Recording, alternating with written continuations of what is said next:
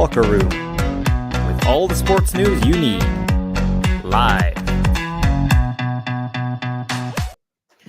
Well, hello, very good evening to you, and welcome to the Locker Room. It is a Friday night, and it is, believe it or not, it's your time for your favourite show of the week here. We look ahead to the football, and I'm delighted to say that joining me tonight is Mikey. How's it going? Yeah, I'm alright. Currently on a vacation to a family member's house, so bit of a different background, but we're going on anyway. That's good. Yeah. Is it in Scotland? Yeah. It is indeed. It's in Edinburgh, so it's about 10 miles away, so it's not exactly much of a Oh journey. well, so it's not much of a holiday, but there you go. So, well, hopefully joined by Alaska very soon as well. We're here until 7 o'clock tonight, so get your comments coming in, and we will do our best to read them out. We're going out to Facebook and Twitter, and well, I should really stop calling it Twitter, Mikey. It's now X. But also for the very first time, we're going out to TikTok tonight as well. So there you go. Lovely. So yeah, so get your TikTok messages or whatever you do on the out, and we'll try our best to read them out before 7 tonight. So big weekend of football, and as always, and well, I was going to say, it's a time we look back in the midweek action because there was a game in hand, Dundee against Rangers. I don't know whether to call that a game of football or a game of water polo. It never happened. I'm not sure. But yeah, I think we should dive into that one. Sorry about the joke there. Dive into the thing. Why does it always rain on Dundee? I suppose like we should always play that song from Crabbers, right? Why does it always rain on me? For the second week in a row. Uh, what do you think, Mike? Mike, it's a complete joke. I mean, I think everything's already been said about it. It's for a top division club to keep getting games called off because of the weather. It's just shocking, and it's not because of the weather in Dundee, because Dundee United's games have gone ahead fine. They need to get a better drainage system. They need to deal with it better, and they need to call games off earlier than they are because people are always halfway up to the grounds when they do. So the whole situation's a mess, and I don't really know what we can say anymore. It's every time. It's every time there's a bit of rain at this point. Yeah, it's very embarrassing from Scottish football because if you think about last week, Mikey, I know you weren't on the show, but like we were talking about excellent games, Rangers against Celtic, and then I think it was Monday or Tuesday, was it? Like, it was the biggest viewing figures on Sky Sports, and you're thinking, well, hopefully that's going to continue on to Wednesday night against Dundee, and the game was off. So it, it was embarrassing for Scottish football, but embarrassing if you were going to watch the game on Sky Sports. And I mean, Sky Sports, they must be not happy as well because it takes a full day to set up like TV cameras and all that. But to do that twice and for the game not to be on. Yeah, that's the thing. I think it's a lot of behind the scenes work as well that's just gone to waste twice now. And it's going to mess up the football calendar because we're going to be ending the season late. So the whole thing is just a mess. There's no positives to it. And I mean, yeah, it just takes away the whole sporting aspect of it as well. And they could have kicked on from Sunday from the Old Firm, which was, I think, one of the highest viewed Scottish games ever. And it's just, I don't know what to say. It begs belief with these pitches that are just getting games called off. And the thing is that there was a real opportunity for Scottish football to kick on, and we've just wasted it again.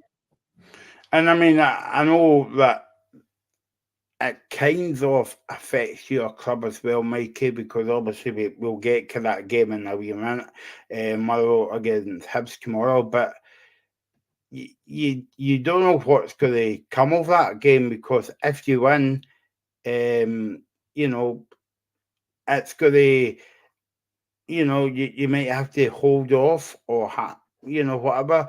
And on Monday, I presume the fixtures were going to come out, but I presume they're not going to come out now because that Dundee Rangers game was off, and we don't know whether it's going to be on next Wednesday. Now, what they did say was we'll find out by Tuesday at 12 o'clock if that game goes ahead. It's just a complete embarrassing, and I mean, I know the more we speak about it, it's kind of like baffling, but this can only happen in Scottish football, Mikey. That's the thing. It gets rid of the whole sporting aspect of the final day before the split, because you have that excitement of who's going to make it, who's not. And now we're going to have to wait, even if we do beat Motherwell, which we'll get into later, which I'm not very confident about. But even if we do, we're going to have to wait a couple of days, which I would expect Rangers to win the game anyway, but obviously we just won't know. And the thing is, they're playing on a pitch that, let's be honest, is nowhere near Premiership standard. They're playing on a pitch that would be used in the 90s, in a time where pitches used in the 90s wouldn't go ahead now. So it's just that it's completely ridiculous. And if it was once or twice a season, you can understand it, but I think this is the fifth time now, and it's embarrassing in my opinion. And I've not spoke to you since this has happened, Mikey, right? But the more you look into the story, the more you're thinking, oh no. Right, so they had two pits inspections, one at 11:15 or something, and one at 2:30. Now, why did they do that pits inspection at quarter to 11? Because the game's not for a few hours yet. So why not just cancel that one, keep the one at 2:30, and maybe make another one at 3:30? But why do one so early in the day? The only thing I guess, I don't know, the only way I could really kind of make sense of it is if it was a 3 p.m. kickoff, which it wasn't, obviously on Wednesday, then obviously we'd want to have one in the morning just to make sure that like the pitch is playable, and then if anything else happens to the pitch, then you can check it later. But it gives them a chance to call the game off early. But when it's an 8 p.m. kickoff, you have the advantage of having all those hours in hand. So doing a pitch inspection at 11 o'clock when the game's at 8 is completely pointless in my opinion. And yeah, again, I think I saw a couple of videos of the pitch inspection actually taking place, and you could tell at 11 o'clock it wasn't playable. So why are you coming back again at 2:30 or whatever? Yeah, no, exactly. And if you were going to do that, why not just have one at 3:30, and skeg Exactly. 11? But anyway, let's move on, because the whole week's been dominated by. I mean, you wouldn't have imagined that there was a big game on at Ibrox last week, and they were busy speaking about that game. But we'll see if it goes on Wednesday. So to your game tomorrow, Mikey, away to Motherwell, taken out of the situation that you might make the top 6 or not. Regardless, it's going to be a very difficult game as well. Hibs are not in any good shapes at the moment. I think, was it last week or the week before? I can't remember who you were playing. Was it Ross County at home? And you get St. booed of Johnstone. St. Johnstone, and they get booed off the park as well. Obviously, you were at that game. So we've not saw you for a few weeks as well, Mikey. So give us your take on the Hibs the Hibs overall performance before we can get on to the game tomorrow. So for quite a few weeks, I actually came on being quite positive, saying that we were doing quite well at the moment. Obviously, we got a couple of wins against Ross County and Livingston at home, which obviously they're not the most difficult games, but they're games that you have to win. And I had a bit of confidence. And then when we went to Ibrox and lost 3-1, yeah, it was a poor result, but you can't expect it. But going into that game against St Johnstone on Saturday, I was confident. I'll admit I thought we'd win, but it's one of these games where we just went at it, and St Johnstone came in with a good game plan and beat us. I don't think that we played well enough to get anything out of the game, and I came on afterwards and said that we didn't deserve anything out of it, and fair play to them. But it was a very, very poor performance, and it's one of those games where all the things that the Hibs fans have been complaining about all season all kind of came into one. And coming into this game against Motherwell this week, I'm very worried about it because I've seen how we played last week, and if we play like that, we'll get beat easily. And I mean, we had to win that game for top six, because now we go into it with needing other teams to mess up and ours to win. So yeah, when you go into a last day with sort of requiring other teams to beat other teams, then that's when things become difficult for you. So we made a very difficult job for ourselves, and going into this one, I'm not looking forward to it. And I don't know why, because I know you don't want to be reminded about the quarter-final defeat against Rangers, but I mean, you played well up until Hibs went down to 9 men. I was saying this to Graham as well the other week, that Hibs are kind of like a big team for Scottish football. They're not playing like a big team at the moment, and I know like the buck always stops at the manager, but in this occasion, I don't know. I think the team has got to take responsibility, because I know that the manager picks the team and all that. And I mean, you've went through numerous managers over the years. Am I right in saying that it's the players has got to take responsibility here, Mikey? I think to an extent, yes, because obviously the players are going out there. The manager can't take shots and score goals, obviously. So the players are the ones that are out on there on the pitch performing and performing badly. Well, obviously in the one game, I mean, the other ones I'm not going to go into too much because I don't think the others are too bad. But I think that the style of football we're playing at the moment, although it's not very, sometimes it can be okay to watch, sometimes it's really bad. A lot of the time it doesn't get us anywhere. That's where my frustration's been with. We're kind of keeping the ball aimlessly, and that's the thing that I don't really like, because we're just having the ball for the sake of it. We aren't actually doing anything with it. So I would blame the manager for that, but the players are the ones that are going out and putting in the poor performances that we have done this season. And yeah, I think that, as I said, a lot of our signings have been good in January, and I think that quite a few of our players have performed, but there's individual errors are costing us so much this season. I can go over multiple examples of our players making bad errors or poor performances which have stopped us picking up points. And at the end of the day, that's little moments can win you and lose you games, and that's what's happened for us this season at times. Do you think it's a backward step having Martin Boyle back? Because to be honest with you, he's been in the team when you're actually getting beat in games as well. And I can maybe see the point of why they brought him back, so that you can maybe get the fans back on side or whatever. But do you think that's a backward step? Because they always say in football, never go back in for a player used to be there for years, or never go back in for a manager.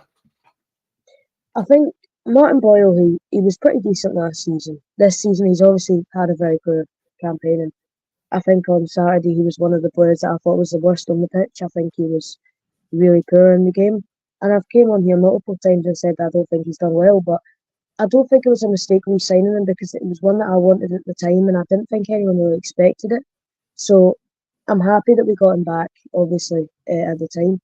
And looking back at it, I think that it was a good signing to bring him back, because he did very well for his last season. And I mean, at times the season's looked good. The only problem with him is he's just not, he's had an off season. It happens to everyone. But yeah, again, I think that it's been him amongst other people that have made the mistakes. Obviously, he's the one that a lot of people will look at, but I don't think it was a mistake bringing him back. But obviously, he's not been as good as he was in his first time at the club. That's obvious. Yeah, and also looking at this game tomorrow, I mean, if you, I mean, look at this game. It's two totally different sides, because obviously Motherwell's going in with full confidence, are getting good results as well and good performances. and Hibs is the total opposite. But as we used to say, football's a funny old game, and football's a funny old game as well, because here is Alaska as well. How's it going, Alaska? Well, apologies for being late for a start. I can only blame it on the traffic at Castle Carey, which was terrible. Yeah, no, that's okay. We were just talking about the game tomorrow between Murrow and Hibs, and Mikey was giving us feelings about the Hibs kind of like point of view. But yeah, I mean, Alaska, it's like two totally contrast different teams going into the game, because like Murrow's on the way up, you would say, under Stuart Kettlewell. Hibs are having bad performances, left, right, and centre. You only know that too well because of last week's result against them at Easter Road. What do you think of the game tomorrow? I think it's really hard to call, because Hibs can be very good, and Motherwell are obviously miles better than they were when they went on that very long run. It's obviously extremely important for both of them, so I think it'll be really tense. I honestly, I'm not just trying to sit on the fence here. I honestly would not like to pick a winner out of it. The fact that it's Motherwell might possibly give them a slight advantage, but it's if ever there's a game when it's whoever performs better on the day, which I know is one of the oldest cliches in football, this is it. If I had to come down on the side of one team, I suspect it would probably be Motherwell, but I would equally not be. I mean, I've got friends who are big Hibbies, and they've not particularly enjoyed the season. So, yeah, very hard to say. Sorry, that's very inconclusive, but I genuinely cannot call that one. And I mean, you can look at some other ones and you go, yeah, you expect Celtic to beat St Mirren, for example. But this one, toss a coin. Mikey, I'm not going to put on the fence yet, because I know that you're going to say a Hibs win, and if you don't, I'll be very surprised. But anyway, I'm not going for a Hibs win. I'm not going for a Hibs win. No, it's been a very funny season for Hibs. Alaska, I was saying this to Mikey before you come on as well, that Hibs are not they're one of, in the top four teams, you would say, in the Premiership. But over the years, they've not performed like a top four team. Not recently, no. I mean, in terms of money, yeah, they in the top. Well, I would say five. Take the Old Firm plus Aberdeen and then the two Edinburgh clubs, simply because of the size of the club, the size of the sport, the amount of money they've got. However, as we know, because Hearts and Hibs have both been down the divisions more so than, in fact, well, Aberdeen, Rangers and Celtic haven't. Well, Rangers apart from their aberration. So really hard to put your finger on it. Part of it comes down to who's running the club at the time and the management, both on and off the field. And you get a poor series of managers, and then you can end up really down in the doldrums. A good manager makes a huge difference. We've been fortunate we've had good managers up until fairly recently. But before that, we were not particularly good. You go back to the 50s, 60s, Hibs, Hearts, brilliant teams, best in Scotland in many respects. So it really does depend on the circumstances and who's actually running the club and who's able to bring in really good players. If you were to go back, and I appreciate Mikey's too young to remember this, in fact, so am I, but the Hibs famous five, you cannot see anything like that in Scottish football today. You can't see that kind of attacking prowess that you would pay good money to go and see week in, week out, because you knew you'd be entertained. And I know the game's moved on and it's different, but there, if you like, is the contrast between today's game and the game in the past. So, yeah, Hibs and Hearts, and indeed Aberdeen just now, up and down all over the place, not great management on and off the field. That's got a lot to do with it. Mikey, you might not like this comment or on the comment. Hasper Scumber says, nay sunshine on Leaf if Motherwell takes all 3 points. But there isn't anyway. It's raining, and it always is. So, yeah, we're rubbish. I mean, there's not any positives this season. There's no sunshine on Leaf. I can assure you that. Yeah, as the Hibs fans kind of still behind Mike Montgomery? I have seen a switch in a lot of Hibs fans, especially after the St Johnstone game, because I mean, no disrespect to St Johnstone. I mean, they came in and did a very good job. Hibs should be beating St Johnstone this season, especially with the team that they have. I think they're one of the weaker teams in the league. And we didn't perform, and they haven't been performing a lot of times this season. And I'm still behind him. I'll always back the manager, regardless of who he is. But I think there's been a big switch in our fan base. I know that a lot of people are wanting him out, and to be fair, I can't blame them at the moment. I obviously, as I said, I'll stick by him, but there's a lot of people who have switched on him because they just don't see what he's doing a lot of the time. Like, we keep making very interesting, to say those tactical changes, which are just not helping us. Our style of football, as I said, is not the best to watch at times. And for a team like Hibs, even if you're not going out and winning every week, which we're not going to do, you want to at least see some good football. That's what that's what they aim to build on, and we aren't really playing that at the moment. So I can see both sides of it. I personally think that he's done a decent enough job with the squad he's had to. If he gets top half, then he's done a decent enough job. But if he ends up in the bottom half, it'll be a very difficult one to call between keeping him and getting rid of him. I was saying to Alaska and Graham last week as well, because there's talk of, like a billionaire, you would say, coming into maybe St Johnstone and Hibs. Hibs as well. How do you feel about that? How do you feel about that, Mikey? Because what I was saying to the guys last week was, do you think they're just coming in for a jolly and a nice holiday? Because to be quite honest with you, and I said this to Alaska last week, and I think Alaska kind of agreed with me as well, that they'll not know who Motherwell or Hibs, they'll not know who St Johnstone or Hibs are. So do you think they're just coming here for a jolly to make as much money as possible? I mean, the problem is, yet again, there's not enough commercial value on the clubs outside of the Old Firm because you don't get shown the games. There's not enough of a worldwide audience for people outside of Scotland to really care that much about what Hibs and St Johnstone and St Mirren are doing. So to an extent I agree, because I mean, to come in as even like a decent sort of owner up in Scotland is very difficult because you're never going to overtake the Old Firm. Can you hear me, by the way? I know it's lagging quite a lot. Yeah, no, we can hear you. Okay, yeah. Right, that's fine.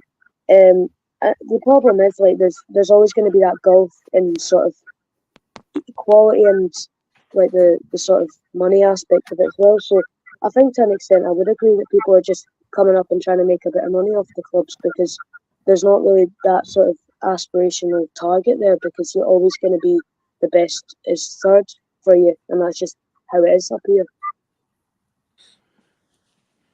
Yeah, no bother. Graham, how are you? I'm all right, mate. I wasn't meant to be on, but with a slight change of plan, so I thought I'll jump on. Alaska, commitment. You've got to love that. I'm impressed. I think you're obviously not going to get into trouble from your missus for this, I hope, Graham. No, thankfully not. Graham's came on at the right time. We're talking about Hibs. You must have been psychic about that, but never mind. We'll move on to Motherwell, and we'll get Graham's usual joking about Hibs very soon. Alaska, Motherwell. This is Hibs has been very poor this season. It's the total opposite from Motherwell. Right, Stuart Kettlewell's has got them playing well. Do you think that they'll get the top 6 spot? But in saying all that, it all depends on Dundee and Rangers. Well, I suppose we'll get to that very soon. But what do you think of this game tomorrow? I think, as I said before, it's really, really hard to call. the top six is interesting because obviously Dundee, I think, correct me if I'm wrong, if Dundee win tomorrow, they're guaranteed. So from that perspective, it's out of both Motherwell and Hibs hands. All they can do is try and win and then see how it goes in Aberdeen. I would not be surprised if Dundee won in Aberdeen, because Aberdeen are, if Hibs fans think they're having a bad season, what do you think Aberdeen fans are thinking? But Motherwell were brutal for a very long time. And, we're being talked about. And again, going back to this thing about managers, we get rid of managers far, far too quickly because the vultures circle, the media amplify it. And it's like, oh, we haven't succeeded, get him out. And as Mikey said, guys come up here. I'm not sure they come for the money. I don't think you come to Scottish football for the money. Because there just isn't it. If you want money, you'll get better money probably down in the first, third tier of England, It's really about, let me turn that on its head. I'm conscious I'm dotting around the subject here, but one of the reasons I think people will come here and buy clubs is because actually it's easier to get into Europe from Scotland than it is from England. So for Motherwell and Hibs and Kilmarnock and St Mirren and all the clubs who would like to be there, in that top six and fighting for Europe, there's more chance. But to go back to the question, Michael, I still think on balance, if I had to, I would toss a coin, but I would expect it just about to land on the Motherwell side. I think they've got the momentum, which I don't think Hibs have. I think everyone expected us to get beat at Easter Road last week. I'll be honest, I would have bitten your hand off for a draw. So you just don't know how Hibs are going to react. I'll be interested in a Hearts take on it, which I'm sure will be completely unbiased. 6-0 Motherwell. No, I'm joking, Mikey. I think it'll be a difficult game. Mike already knows this. I've said that I think Hibs will sneak in, but it all might be dependent on that Dundee game next week. If and when that game actually goes ahead. If it goes ahead, yeah. Yeah, but if Dundee win tomorrow at Pittodrie, which I don't think they will, then it would be wrapped up anyway. But Motherwell have had such a difficult season. They had that run of 15 games they couldn't win, and I think Kettlewell's done a really good job to kind of pull that back in. And the fact that they could potentially still finish top six is crazy. But I think this is the game of the day tomorrow. I genuinely do, because it's such a big game for both teams. Hibs, you don't know what you're going to get with them. After that win last week for St Johnstone, I don't think anyone really expected that. It's a tough game, but I just think Hibs have to bounce back, and I think they will tomorrow. Where they finish in the top six will be dependent on Dundee, but I think Hibs will win it tomorrow. Okay, so that's tomorrow against Hibs, and yep, and we're going to move on. Don't worry, guys. Alaska and Graham, before Reggie spoke about that, the water polo game up at Dundee the other day. We might come back to that next week and the next week again. Let's move on to the game in Glasgow, then the East End of Glasgow, Celtic against St Mirren. This is another interesting game as well. Celtic needs to keep on winning to put the pressure on Rangers, because I think they can go, 4 points clear if they win tomorrow before Rangers kicks, because they feel good against Ross County on Sunday. And St Mirren, well, they get beat last week, but they're still happy. Work that one out. As well, what a bizarre game that was, eh, Graham? You get beat in the game, but the fans are still happy.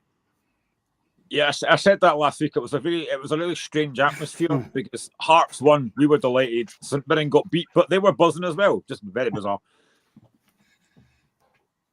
But yeah, I think the game tomorrow is an interesting game. I don't expect St Mirren to win, but this is a free hit for them, which makes it daft. But they've already got top six; they're guaranteed that. They can go there tomorrow play with a bit of freedom. I do think Celtic will be far too strong. On the back of that game last week, I thought first half, I think that's the best I've seen Celtic play for a while. I thought they hammered Rangers that first half and didn't take advantage when they should have done. They missed a really good few chances. Jack Butland did a couple of big saves. Second half was a much, much better game for a neutral. But being at home and knowing that Celtic can put pressure on Rangers before they go to County, I think they'll win. But like I say, St Mirren have had a really good season. I think Robinson's done a great job there to get his team in the top six. I think he's done a fantastic job. I think Robinson is quite an underrated manager. But I do think Celtic will have more than enough to win that game tomorrow. I know that Callum McGregor came on last week. Maybe wasn't quite up to speed. But Celtic should be far too strong for them tomorrow. Alaska, what Graham was saying was, and we spoke about it on the show last week, it's a bit ironic how every Celtic fan wanted the captain to be fit. He was fit, he came on as a sub, and yet he gave the ball away for the goal. Yeah, he's obviously not 100% fit yet, otherwise he'd have started. And he's one of the players who I did wonder if Postecoglou might be interested in taking him down south, but maybe his age counts against him. He's one of the few who I think could actually have performed at the top level in England. I think tomorrow's game, I will be absolutely amazed if St Mirren get anything at all, because Celtic have just got to win. They know that it puts them, as you said, 4 points clear. And I actually wouldn't be surprised if Celtic won. If they can score early, I wouldn't be surprised if they won quite comfortably. And to that extent, it obviously doesn't matter who they've got on the park. They've got such a good squad of good players who are all better just about individually than every St Mirren player. So it's going to have to be a cataclysmic failure.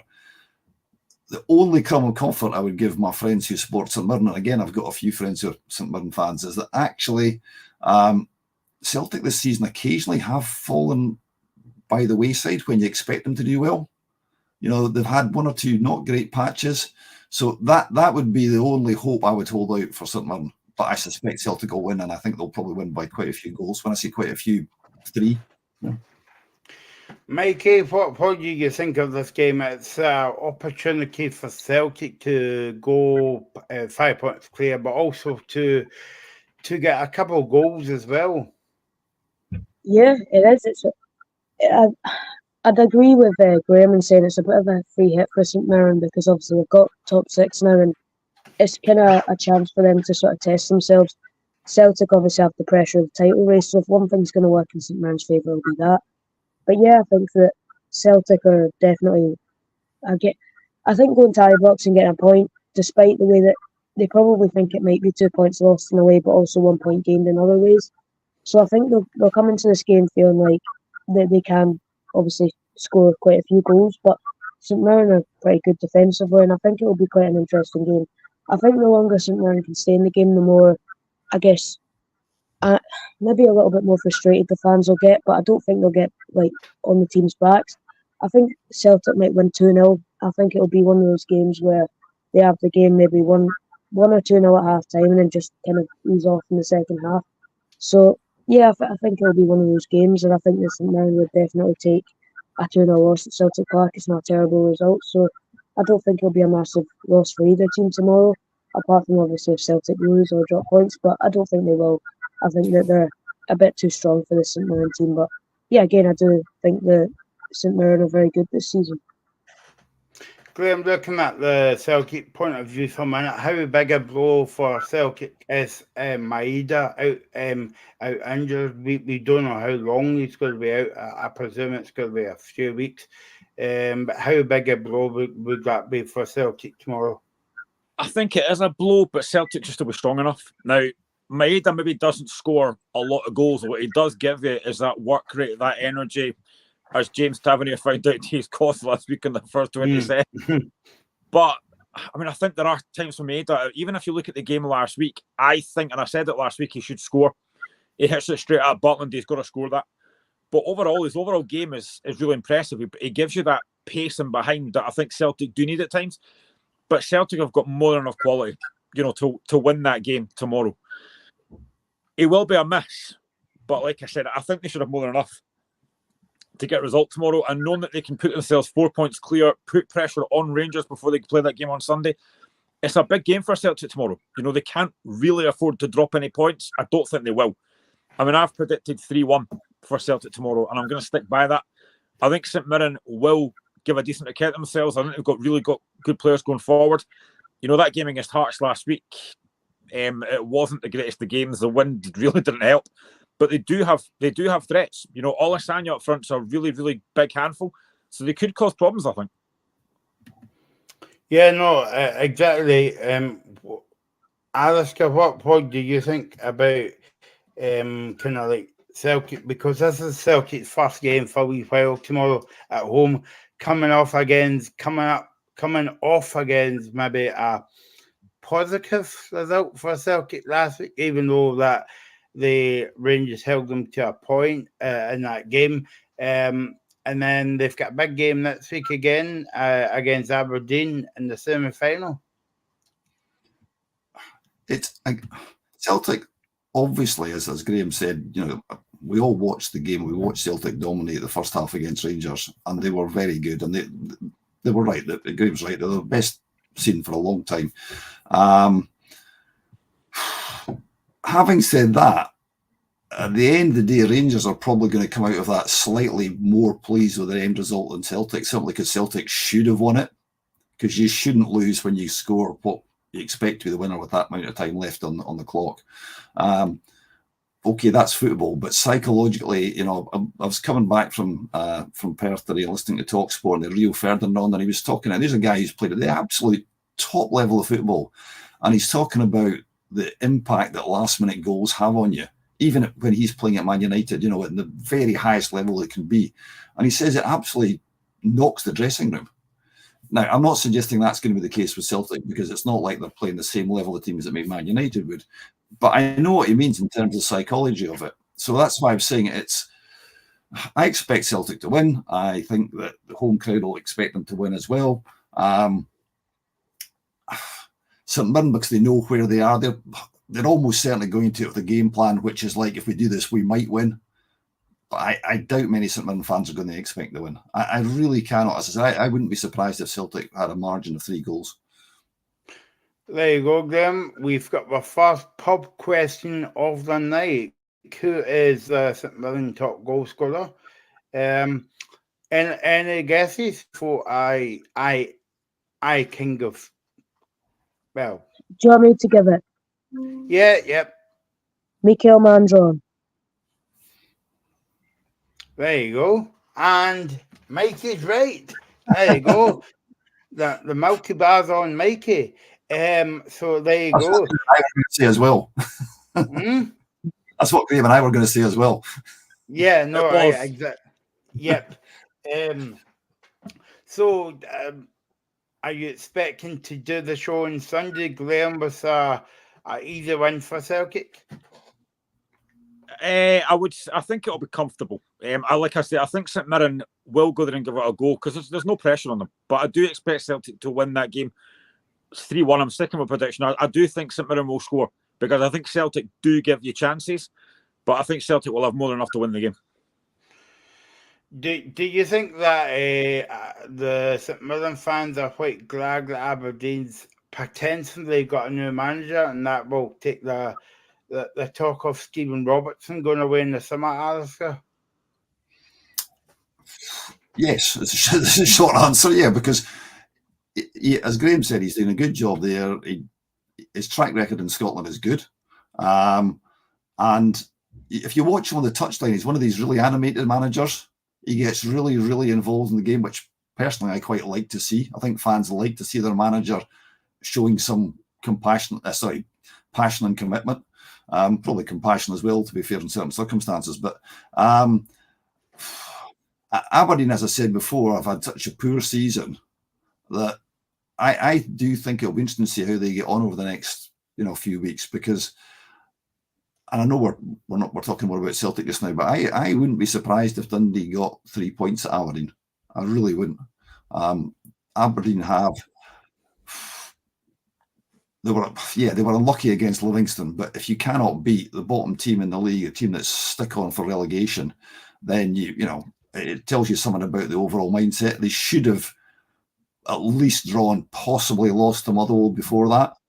So I don't think they're anything like out of the woods. And I'm not sure if I was an Aberdeen fan, and again, I've lived in Aberdeen. I lived in Aberdeen when they were winning the European Cup Winners' Cup, and the contrast between that team and what they've got now is like the difference between, Man City and Forfar Athletic, with great respect for Forfar Athletic.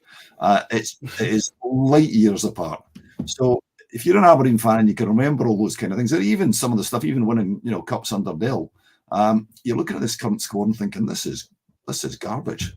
And if they get this manager wrong, I think the fans will really be turning on Cormac and the rest of the board. Sorry, I know we're going away from Celtic, but so there you go. So that's the Celtic game tomorrow against St Mirren as well. I think every game's a cup final for Celtic at the moment, you would say, guys, because obviously they want to keep in front of Rangers, and I suppose that this is I think am I right in saying this is the second time Celtic's actually played first before Rangers, because for the past couple of weeks it's always been the other way about. Celtic's always played on a Sunday. Am I right in saying that, Glenn? Yeah, I think so. And to be honest, I think I would actually rather play first. I would rather get the points on the board and then put the pressure on another team. So I actually think it actually suits Celtic tomorrow playing that game, especially at home as well.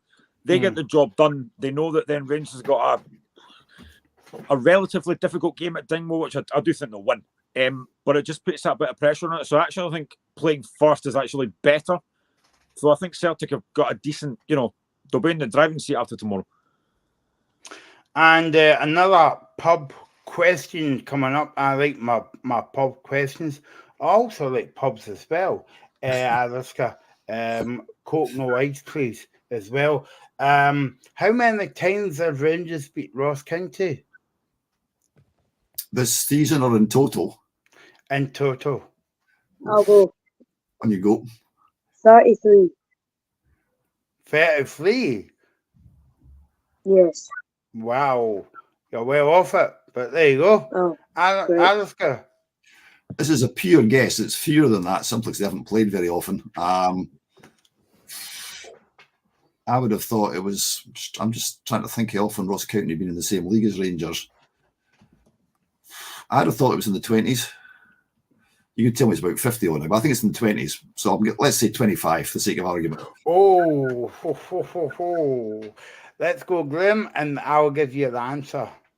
Right, given the fact for Alistair's where you just went, it's either one below or one over. Or 19. Or it might be.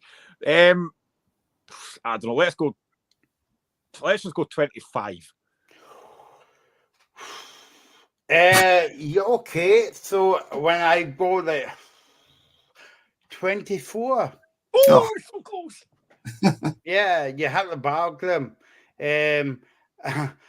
Maybe that will be like last week, next week in the Cup semi-final. Aliska, yeah, well done. Mikey, I'm sorry, mate. No cigar, but thanks for it's fine. participating in this game. I'm not going to say you are the weakest link, because that's a different show and a different channel, and I'm not Andrew Robertson. I don't comment on that one, Graham. I know you're dying to. So there you go. That's all the questions out the way, Aliska.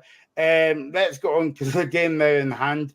Ross County against Rangers. And after I've gave you that kind of question, I don't think we're going to give Ross County a chance on Sunday, but you never say never. They've got a chance. They do have a chance. For obvious reasons, I would prefer them to get beaten, preferably by quite a lot of goals, but that's just pure personal bias. They've got goal scorers. The boy Murray scores goals and is always likely to pop up with one.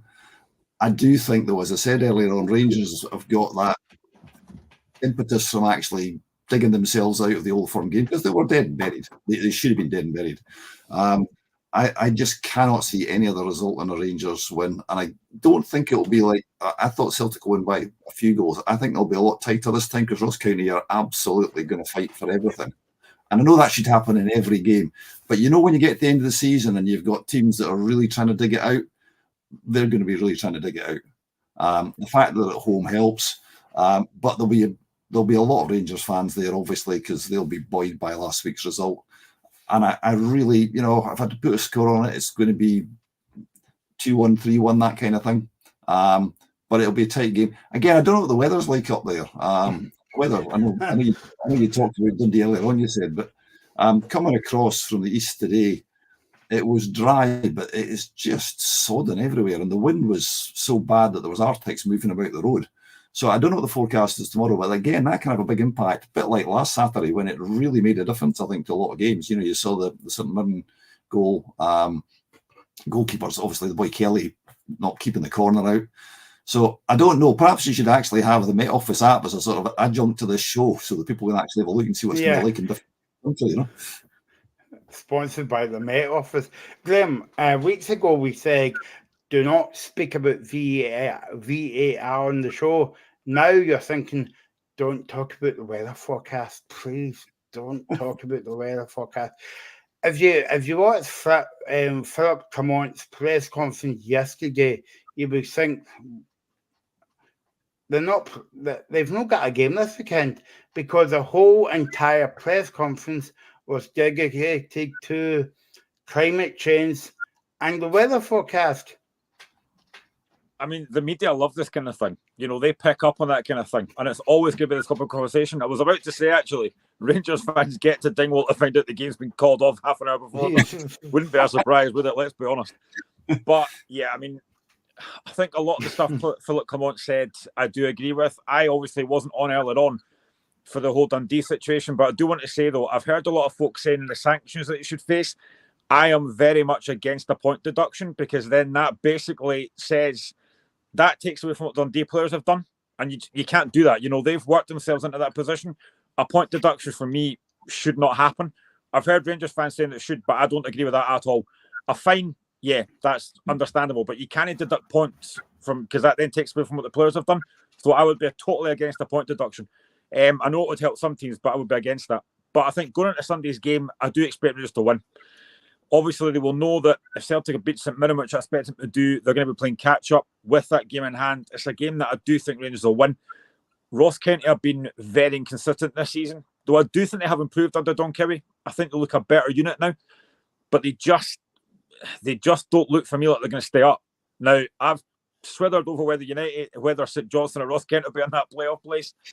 And then after last week, when St Johnstone won, I thought, right, I think they might stay up now. So I think County could be in trouble. And I just don't see them picking up points on Sunday. I think Rangers will be far too strong for them. Yeah, no. I think I would agree with that point. And I also think, that would make a mockery, not only to Dundee for the lose points, but to the whole league. Because don't forget, tomorrow's maybe, is it Monday? Usually, the fixtures are going to come out, and if you're going to take points over Dundee, you may as well just start the league again and play the games again. But no, that's not that kind of answer. And I don't know about you, Mikey, right? But I thought I was watching in schedule for the Dundee director. I thought I was listening to Greta Thunberg the other day when they were saying about climate change and all that. It's like it's a football game, mate. It's not like it's not the weather forecast. If I need a weather forecast, I would just go up there, mate, to visit Sean Batty. I don't need to hear anything from you. Anyway, that's my rant over. The thing is, as well, that he goes on about this climate change thing, but Dundee United's pitch is absolutely fine. So I think that's all there is to be said about it. Yeah, here's a thought for you, right? If you go back not that long ago, Motherwell had one of the worst pitches in the league. And they had at least 5 games postponed because of it. And I don't remember the same fuss being made then. So it's partly because who they're playing. If Dundee, that game wasn't against Rangers, if it was against St Mirren, for the sake of argument, there would not be the same fuss because the media know there's not so much of a story in it. You can't. There will be sanctions already written into the league articles, etc. I can absolutely guarantee that there'll be something there because they've obviously said they've instigated disciplinary action against Dundee. I've said on this show before, I know it's a fact that they've had drainage problems there forever in the day. I sent you the photograph from 1936. But the guys stand in the middle of a puddle. But the difference was they played then, and all of us, apart from Mikey, are able to remember games being played in conditions that were much worse than it was last Saturday. So it is, I think Graham's right. The media, partly on the back of the fact that newspapers are basically dying on their whatever, therefore the broadcast media, all the rest of it, they have to go and create stories, and this is a brilliant story. Ties in with Rangers and the league, ties in with the top six. The big problem, of course, is that, going back to Graham's point, if the game in Dingwall for any reason is off, or it looks like it's going to be off, what are Sky going to say? That's 3 games in a row. They've got the cameras up there. You can guarantee the guys from Sky will be going out saying, get this on. Yeah, because I was thinking, Mike, as well, like, to set up the cameras and all that, you know, it's a full day. It's not as if they turn up 5 minutes before and say, yeah, I'm going to take this camera out of my pocket and put it on the tripod, and that's us. You know, it's a whole day kind of like event. And then after the game, it's like a full, part of the night to get back in trucks and all that, and away down to London or wherever it goes after the game. But Graham, Alaska's right, because like if Dundee was playing the likes of Hibs and Hearts or even St Johnstone, I don't think they would be just as big as first. It's only because A, that they're playing against Rangers, and B, it's on Sky. 100%. I mean, you just look at the way that the media kind of went on about the whole Dundee Motherwell situation last week, and it ended up being a really good game of football. You know, both teams actually put into that. But before the show, all you heard on different media platforms was about the state of the pitch and how bad it was and stuff. And, you know, it created a story. And that's what media do. You know, that's what they're all about. That's what they're there for. And I just think the way it's been handled this last few days especially has been an absolute joke. Now, listen, Dundee, yes, it's terrible. 5 games in the top flight postponed this season. That, for me, should not happen, which is why I think there should be a sanction in place, but not a point deduction. But if they weren't playing Rangers, if they were playing somebody else, nobody would really care. And yeah, the fact that it is on Sky, they're desperate for that game to get put on. And I've heard a lot of other folks say, oh, but you know, what happened if that game gets called off again next week? Well, it might, but they've got to have something in place that says, say by like Tuesday afternoon, for example, then they've got to be saying, right, that game tomorrow is not going to be on. We're going to move it to wherever, so that fans have got time to obviously change their plans, whatever it is. They need to get that sorted out early next week, because if we get to Wednesday and they have another pitch inspection and that game's called off again, then it's an absolute shambles. They need to do something. I don't know if you heard them, but Philip Clement said yesterday at a press conference, we should know by Tuesday at 12 o'clock where the game's going to be played. And that's a point, Alaska, as well, because like I know we'll get back to the Ross County game in a minute, but I don't know if you saw any of Clement's press conference, but what he was saying was he met somebody in the hotel, actually travelled up from Wales to see the game, and I think the boy was about 6 or 7, and when they knew that the game was cancelled, the boy was getting upset, and I think he started crying as well. So it kind of upsets kind of like people, but also upsets people's travel arrangements, because they come from Wales, Northern Ireland, England, all over the place to see Rangers.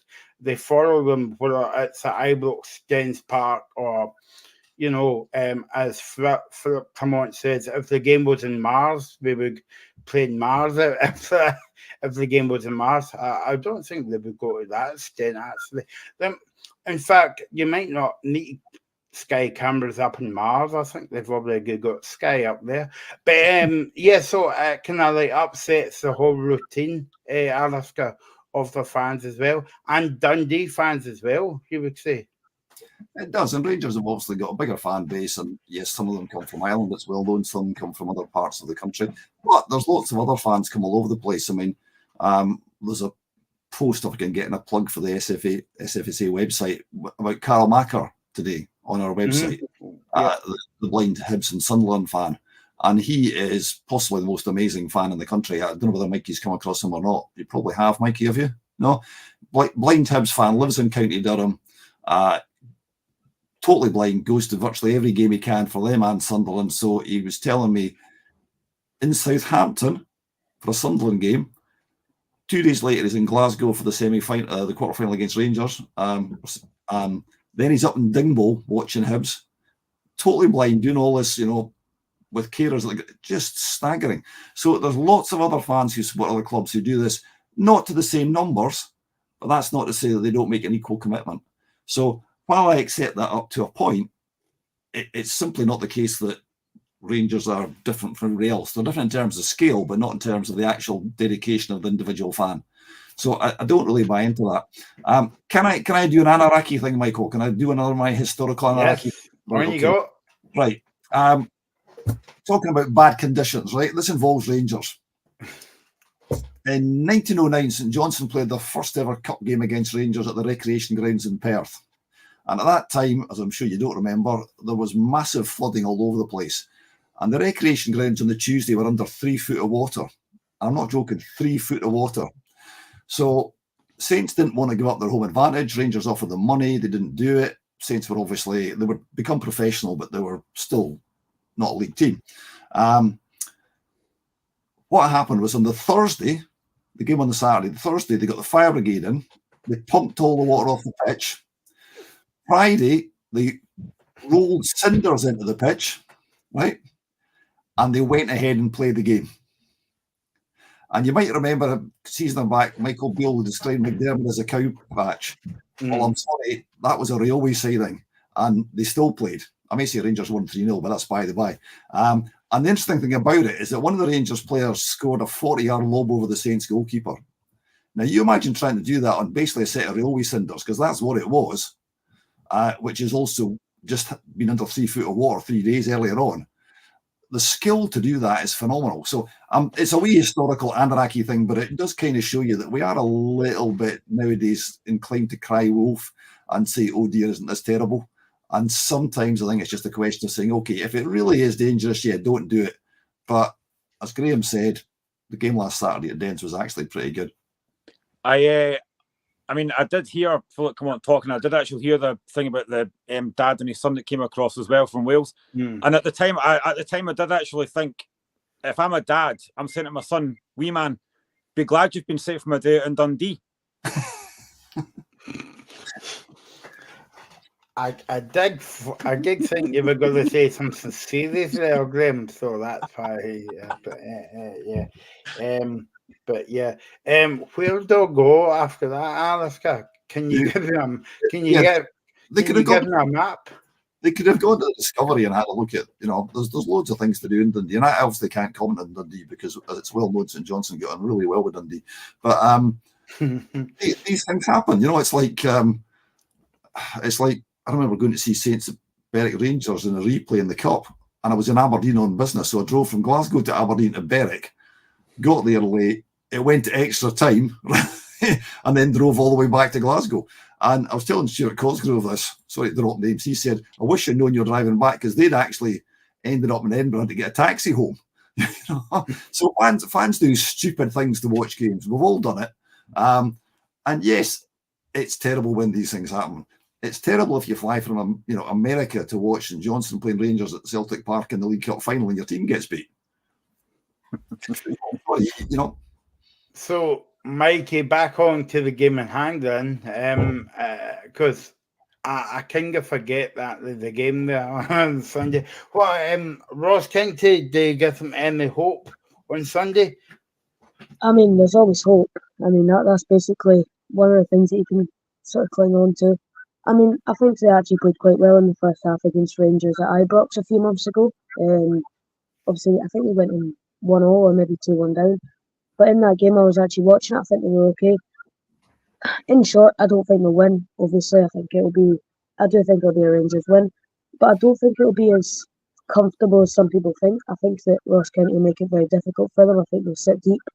And I can't see Rangers scoring maybe more than 1 or 2 goals. So I think that Rangers will win, but I don't think it'll be as easy as people think. And I think that if Ross County can sit in and sort of halt Rangers' threat for a while, there's always the chance he could go up the other end and put a goal in and then end up being able to just sit back for the rest of the game. But I don't think that will happen. I think Rangers will come out just about on top. But yeah, again, I think Rangers will have quite a big travelling fan base up there, and wherever Rangers go, they'll have a big fan base with them, and that always drags them on. So I think they'll probably get their weekly penalty, and they'll probably win by 1 or 2 goals. So yeah, that's what I'd assume. Graham, I'm having flashbacks now because it's not turned into a football show, it's turned into a weather show, because that game that Mikey was talking about, I seem to remember that game was cancelled before Christmas because Ross County couldn't make it down the motorway because of the weather. But this time it was snow. Snow. Yeah, I think I do remember that vaguely, actually. It was 2-1 to Rangers, by the way. Yeah, and I think in terms of the game, I do think Rangers will be far too strong. I mean, I think I've gone 3-0 for Rangers. I mean, I think Ross County will give it a go, but I just think the quality Rangers have got, I don't see Ross County causing too many problems. I might be wrong. Like I say, I do like Don Cowie. I think he's done well so far, but I just think this might be a bit of a step too far. Okay, let's move on to another game. Let's move on to Alaska's game up in Perth, the Fair City, and Alaska won't be at the game tomorrow because well, it's just not going. St. Johnson, I don't know why I say that for, but sometimes I say something and I'm like, why did I say that for? So St. Johnson against Kilmarnock, Alaska, it's the Derek McInnes's derby, you would say. Yeah, you're right. I'm not going. The reason I'm not going is very simple. It's because my wife is having quite serious dental surgery, so that's much more important, to be honest. And also, I want to stay married. So, Derek McInnes derby. Derek McInnes, like most people, when they've had an involvement with the team, and he's well known to have a major Rangers involvement, but Derek McInnes told me that when we beat Aberdeen in the semi-final of the Cup in 2014, there was only the one team he wanted to win the Cup, and that was obviously St. Johnstone, because that's where he started his managerial career. And at the time, the players who were playing with him in the St. Johnstone team said you could see that he was going to be a manager. And I know it's easy to say that with hindsight, but he's proved it everywhere, Bristol City maybe apart, that actually he's a good manager. Again, going back to Aberdeen, be careful what you wish for when you get rid of a manager like Derek McInnes, because he at least won stuff, Yeah. He's got a bigger budget than us. He's got better players than us. Kilmarnock are a very good team. I think I said last week that they're the last team I'd want to play away from home in the last game of the season if you had to win the league. Particularly for the Old Firm. I'm not sure. One of them's going to end up playing them away. One will be at home, I think, because they've got a good record against them this season. We beat them just after Macca had been fired. We were a bit like the Celtic Rangers game at Kilmarnock, the last game. We were trounced in the first half, and then we got a goal and came back, but we didn't have enough. We get the last 3 games. I was looking for us to get 4 points. We should have had a point from Dundee. We didn't. Didn't expect anything from Hibs. I was expecting maybe get a point there.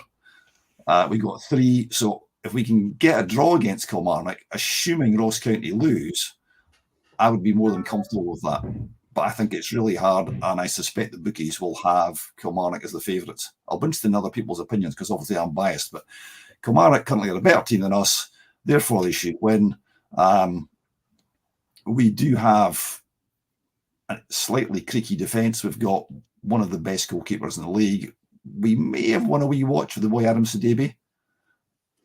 I think he might turn out to be one of these people who everybody else wishes they'd got, but we don't know yet. 2 goals does not make you into Jimmy Greaves. So, obviously, I want us to win. Will we win? I would bite your hand off for a draw now. And I suspect Craig Levine would as well. Graham, if Rory was on the shoulder now, I would say it's a perfect season for Kilmarnock. The only downside of Kilmarnock was getting beat off at Aberdeen in the quarter-final of the Scottish Cup. But apart from that, they've been punching above their weight this season. I think Kilmarnock have been excellent this season. sitting fourth in the league. I'll be hoping St Johnstone get a result tomorrow to help Hearts get that kind of third place wrapped up early. But yeah, I think McKinnon's done a great job. I genuinely think he has to be up there for Manager of the Year, because I think the job he's done with that squad has been very, very impressive. They're a very difficult team to play against. A lot of quality out wide with Danny Armstrong and obviously Matty Kennedy, and at the back as well, like Lewis Mayo and Stuart Finlay. They're a very, very well organised side. They make it really difficult for anyone, and especially the one thing they do, and I know every team should do this, but the one thing they do is they work really, really hard. They never stop till the last minute. And I think tomorrow's a difficult game, going to McDermott Park after that win last week, because like I said, I don't think anyone thought St Johnstone would win that game last week. Generally, I certainly didn't. But it was a big, big win. But the one thing I would say is St Johnstone have got to carry that on now. They've got to now try and get 3 points tomorrow and get themselves a little bit further up that table. But it's such a difficult game. I do think Kilmarnock probably will just have a bit of an edge. But again, Craig Levein knows how to set his team up. And I think Sidibe will cause a massive, massive problem with that pace he's got, because he's lightning quick, as Hibs found out last week. So Kilmarnock can't really afford to leave any gaps in behind, because if they do, he'll punish them. But I think it's an interesting game tomorrow. I think it'll be a decent game. But I just think Kilmarnock will probably have just a bit too much. Mikey, what's your thoughts about this game tomorrow? I think it's going to be a very interesting game. I mean, St Johnstone are obviously coming off of what was a massive win for them against Hibs, because it's I don't know if it's got them safe yet, but I think it's a massive step towards it. As Graham alluded to, Sidibe, when he played against us, I thought he was man of the match. I was astounded when he came off, because he was causing so much problems for us. And I think he'll cause problems again. I think he's, I don't know if he's the fastest player in the league, but he's the fastest player I've seen at his stroke this season. But yeah, I think that obviously we know what we're going to get with Kelly. They're obviously very good all the time. Well, most of the time. But I think I could see this game ending in quite a high scoring game for once. I never thought I'd say that about a Craig Levein team, but I think it'll be a quite high scoring game, and I genuinely wouldn't be surprised if it ends 2-2 or maybe 3-2 either way. I could see us going either way, so that's why I'm going to go with a draw. Don't say that. Anna's not going. Incidentally, by the way, Stevie's not even the quickest player at school. But the boy Benji is actually apparently faster than him. I didn't actually see much of him when he came on. Did he even come on? I think he had about 3 touches the ball. He did, but he scored that goal against Aberdeen when they played the long ball over the top, and he is lightning quick. But he's not as good goal scorer as Sidibe. I think, having seen Sidibe score that overhead kick against Dundee, he nearly did that in a previous game, and I think he's got that kind of thing in his locker. I think he's the kind of guy who hits the target, and from what I'm hearing, he's actually scoring goals for fun in training, which I think is an indication. I suspect Gray might be slightly surprised in your thoughts, Mikey, that Craig Levein might have a team that scores more than one goal, because I've not seen it. I've not seen it so far, or not very often anyway. I think it will be. I would love us to have a draw, but heart ruling head. Head tells me that Kilmarnock should win. The fact that it's at Perth, don't know. Can I just ask a very quick question, Alistair, about an ex-Hearts player you've got, Ryan McGowan? Obviously, I really like Ryan McGowan. He comes across really well. He's on a couple of podcasts that I listen to. What's been your opinion of Ryan McGowan so far? Because I think he's done very well for St Johnstone so far. He has. He had a problem at the start of the season, which you may or may not be aware of, which was basically he fell out with the manager. Now, that was partly down to the fact, do I go reveal this stuff in public? Probably not, but there was an issue in relation to the club. He was one of the higher paid players. I think they wanted him off the books because of the amount of money he was costing. However, since Macca's gone, he's been brought back in the team, and you can see that he should have been there all the time, because he actually can play not just in defence, but he can play in midfield. He's more reliable than Constantine. Constantine's been a very, very good player in his day, but his day was quite a few years ago. So McGowan has made a huge difference. Again, though, he's one of the kind of guys you've got to be looking to replace. And we've got another Hearts player, obviously, in Connor Smith. I'd be interested in your views on him, because most Saints fans are not convinced yet. I have always been a fan of Connor Smith, and I wanted him to get a lot more game time. I saw him play at Celtic Park a few years ago, and he was brilliant. He can take the ball in the half turn. He's got really good vision. He's got a lot of quality. I just wanted to see him play a lot more, but he didn't get enough game time. I think if he gets games, he'll be a very good player for St Johnstone, because I've always rated Connor Smith. I've banged the drum for him so many times. I've seen a lot of young players coming through at Hearts, and I think he's not quite good enough. I've always thought Connor Smith was just a class above, and I think he will definitely come good, because I've always rated Connor Smith. Why did Hearts let him go then, you think? I've no idea. I really wish we kept him, because he's one of these guys that he always wants the ball. He's really good on the ball. He's composed with it. He tries to kind of make things happen. I think maybe we had other players in line over him, but he's one of the players that I wanted to see play a lot more, because I just think he's a really, really talented player. Yeah, and if St Johnstone give him more game time, I genuinely think he will show what he's worth, because I've rated him for so long. That's really interesting. So I think a lot of Saints fans, from what they've seen so far, are not convinced. But I do think, we know Dan Phillips is going. There were rumours he was going to go to Hearts. He's obviously not. He's resurrected his career up here. I think he'll go back down south. So you kind of think Connor Smith could fit into that kind of role. Is he broadly similar kind of player to Dan Phillips, or not quite? He's more of a kind of attacking midfielder, really. That's what certainly I've seen him play before. He's kind of played before.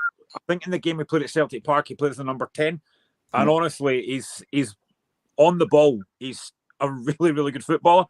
I wish we'd given him more game time, because, like I said, of all the youngsters I thought would have made it was going to be him, because there's just something about him that I've always really liked. Yeah, that's interesting. Because Dan Phillips is a sort of pocket battleship, as you know, but the problem is he's played 51 games and he's scored precisely 0 goals. And Connor Smith's already scored a goal, So anyway, this is turning into the sort of Hearts and St Johnstone show, which is probably not what you want, Michael. But hi, Michael, just you go, mate. We'll take over here. It's on you go. You'll probably do a better job. So at the same time next week, the Hearts and St Johnstone show.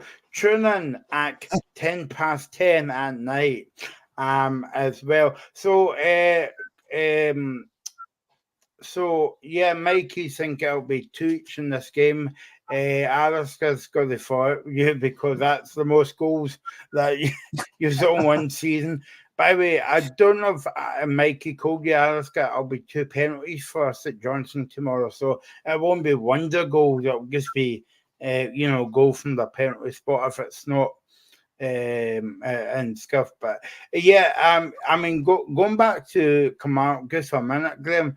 Do you think other teams will be sniffing about Derek McInnes at the end of the season? Albeit, I know that we had the conversation at the time, and I'll put my hands up here and say, well, was it too early for Kilmarnock to give him was that a 4-year deal that they gave him at the time? Uh-huh. And we were busy saying why. But that's why we are in the right job and they're in the right job, because people knows what they're doing. So do you think that other team will be sniffing about him at the end of the season? If they are, it won't be in Scotland, because he's not going to go to Celtic or Rangers. He's not going to come to Hearts. Aberdeen have got a new manager, so it won't be Scotland. It could potentially maybe be a team down in the English Championship, where I think he could do a really good job. Everywhere McInnes goes, I think he does really, really well. He gets the best out of players that he's got. He's brought the best out of, guys like Danny Armstrong, who I think has been outstanding. I'll be amazed if he's still a Kilmarnock player into the season. I think he's too good for Kilmarnock. Even look at David Watson that he's brought on. He's been absolutely fantastic, and there's been a lot of stuff about who's better, him or Lennon Miller. Do we really have to debate that? Just enjoy the fact we've got 2 cracking young players playing in our league. That's what you should be looking at. But I think Derek McInnes could definitely go an English Championship club. I think he's been in the Championship before, I think. And he's a very good manager. He's a really good manager. But like I said, if he does go, it won't be a club in Scotland. And I don't think it'll be, I know you were saying Rangers, and I know that Rangers are happy with Philip come on, but I don't think so, because, Graham, when you get a chance to join Celtic or Rangers, you get one chance at that job, and I think he had a chance before Clement came in, and and we all know how that ended. So I don't think Rangers would be back in for. I might be surprised, but that's my kind of like take on it as well, because you only got offered that job once. Same with Celtic years ago with Owen Coyle, and we all know how that ended. He ended up getting at Bolton. And I think the Bolton fans wanted him to bolt at the end of his time down in Bolton, but there you go. So that's Kilmarnock against no, it's not St Johnstone against Kilmarnock. Let's move on to Graham's Hearts, and you would say it's a local derby tomorrow, but I don't think it's kind of put down as a derby. Hearts against Livingston, Graham.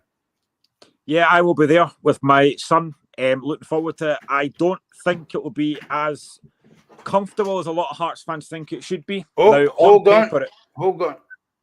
There's a pitch inspection of that game, Graham. It might be off. Only because you're going to... Exactly. If it's called off, with my tears on the park if Livingston score. Yeah. But, I think a lot of Hearts fans think this will be comfortable. I don't think it will be. Now, yes, it should be 4 or 5 for a far better team than Livingston. But Livingston, I think, will come. They'll sit very deep and defend very deep like they did the last time they came. So we're going to have to be on it right for the start. If we score an early goal, I think we could go win comfortably. But I just have a feeling that Livingston are making this very difficult. In Tete Yenga, they've got a guy that could cause real problems up front. But we've got players back. Shanklin's back after being out last week. Noonhall's back. Benny's back. We should have more than enough quality. Barry Mackay was back last week. He came on against St Mirren, didn't really do very much. But it's a game that we should be looking to win. We've got a big semi-final coming up next week. It would be great if we could win this game comfortably tomorrow. Ideally, I'd like us to be 3 or 4 up after an hour and then be able to take like Shankland off and give him a rest for next week. But I don't think Liv will make it that easy for us. But it is a game that we should win. And it's now a year since Stephen Naismith's been in charge. And I think he's done a very good job. I've said previously I wasn't a massive fan of him, but he's turned it around massively.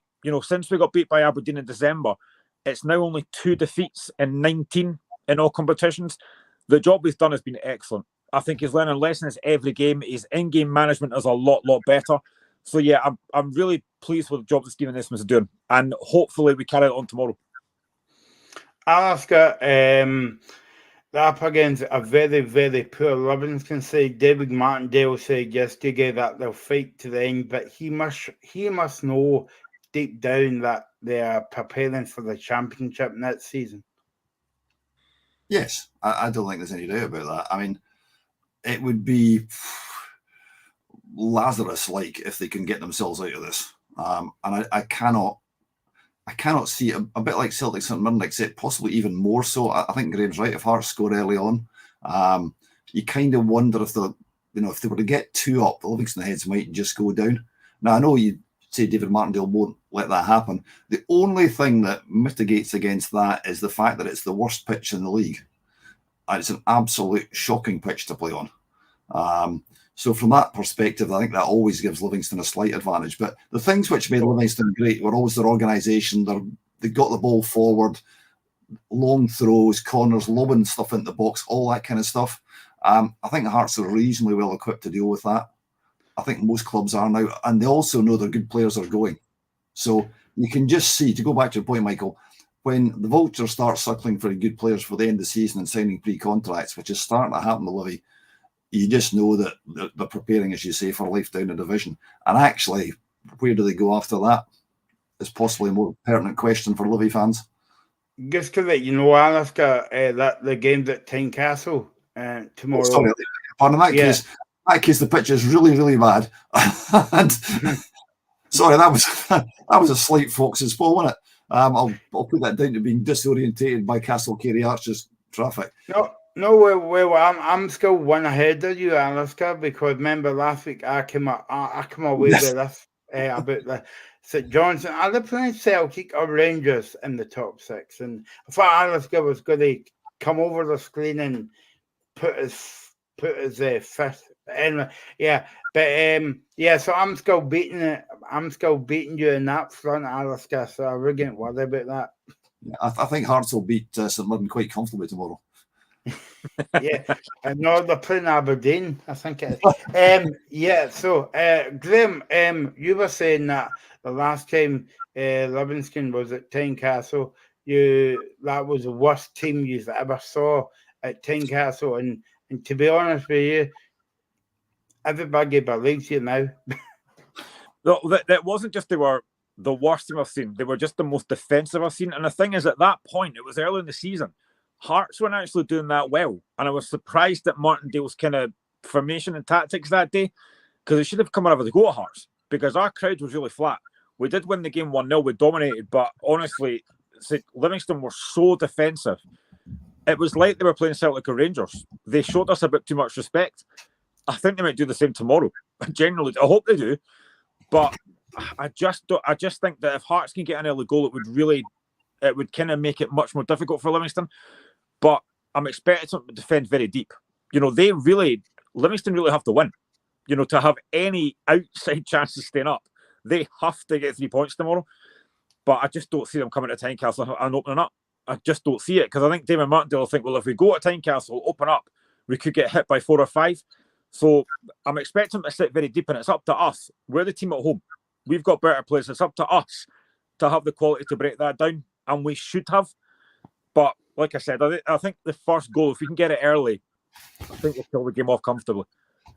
Now that I know that they're playing in Edinburgh, I suppose one of the things which might give Livingston some hope is the fact they've already actually had a good result in Edinburgh. That was against the wee team, though. But it was. They weren't playing Spartans. They were. Mikey, come back. And I'm not saying that to wind you up, but I mean, that was a shock. And looking back over the course of the season, it really was a shock, you know. And it might turn out to be one of these shock results of that entire season that we're just, you know, that's just coming to an end. Because nowadays you would not put money on Livy to beat Hearts or indeed Hibs in Edinburgh. You just wouldn't. Mikey's raging. Look, Mikey's raging. We'll go on to the Dundee and Mikey Morton game in a minute or two as well. But Mikey, I would say you've got a foot in both camps here, because you would want Hearts to get beat, but I think you would want Livingston to win. Well, I'm going to the game in the Livy end, so yeah, I really do hope Livy win.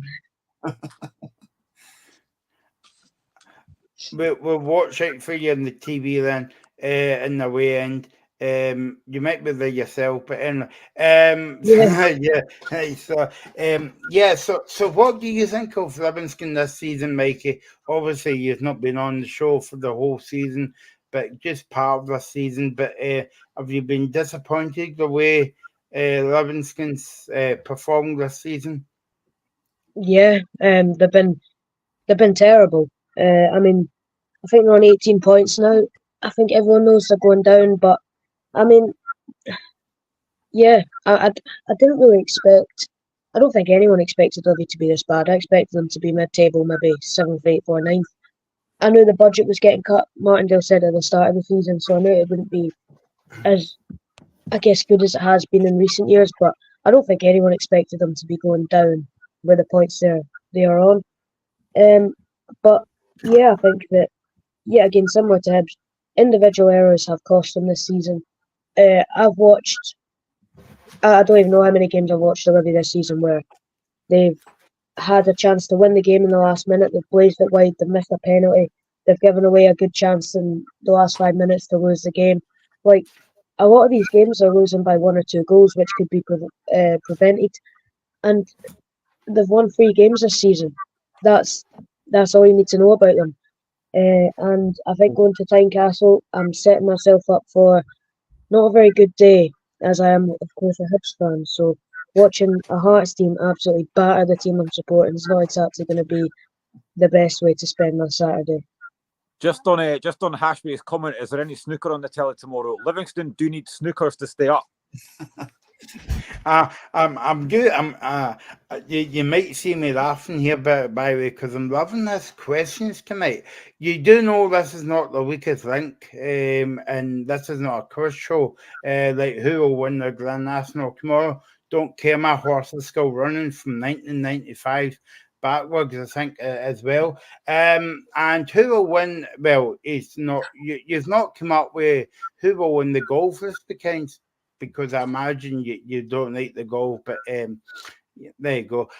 So keep your questions coming in. We won't answer them, but thanks for anyway for commenting. Graham, you'll be looking forward to this one tomorrow. I am. I mean, there is a bit of trepidation there because Livingston are so poor. This is a game that Hearts could potentially stumble. It shouldn't happen.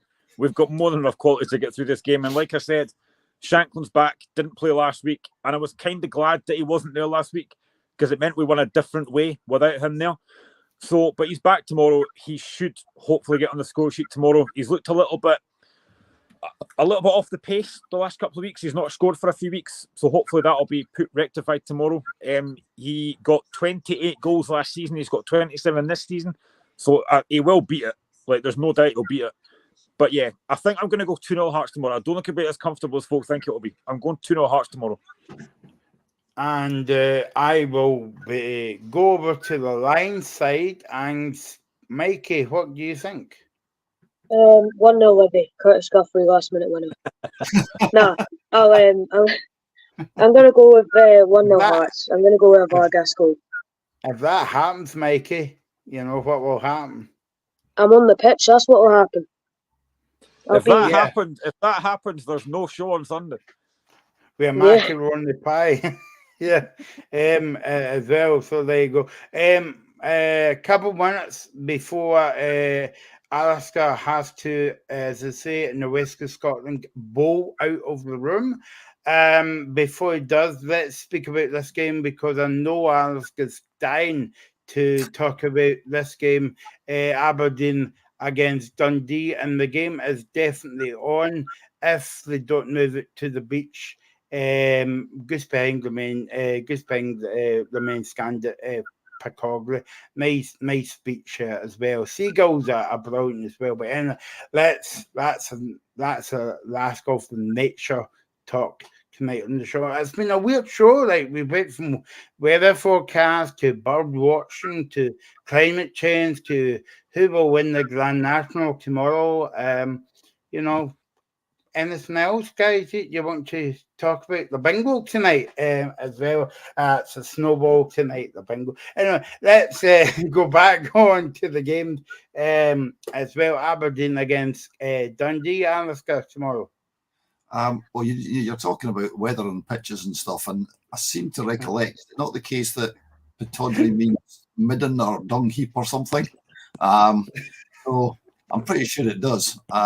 It's actually not a bad pitch. It's a ground I know quite well, having lived in Aberdeen for quite some time. I actually think Dundee. I think Dundee might win this. I really do. The times I've seen Dundee live, obviously, are against Saints, and they were miles better than us in the first game. They were a bit lucky in the game at Dens, but they ground out the result, and they were again a bit lucky at Perth the other day. But they've got good players. And they threw it away last week. They could have actually sealed top six. This is their chance to do it. They know they're not going to do it against Rangers, or they know it's unlikely. So this is the one chance they've got to do it. I would not be surprised if Dundee's just sneaked this by 1-0 or something. Mikey, what do you think? Well, I think it's no surprise that Aberdeen have been very poor this season, and Dundee have been the surprise team. But just on blind bias, I really hope Aberdeen win, because then it means that Hibs have a chance against top six, which I still don't think we will, because I think that even if Dundee lose, I don't think we're going to beat Motherwell. So, yeah, I wouldn't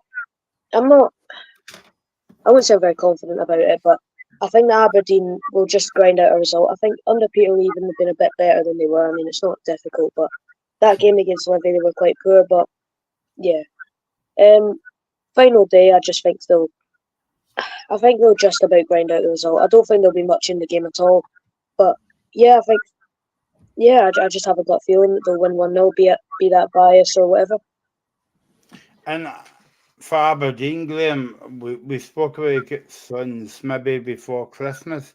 They would want this season just to be over. In fact, they would want tomorrow's game against Dundee as a final game of the season. Yeah, they would. I mean, basically their season's done. Apart from next week, the cup semi-final against Celtic. If they could win that, it would be huge. But in terms of the league, it's been an absolute disaster. It's been terrible. The thing is, in Europe, they were actually all right. We did those European shows and they played well in most of those games, just didn't get the results they need.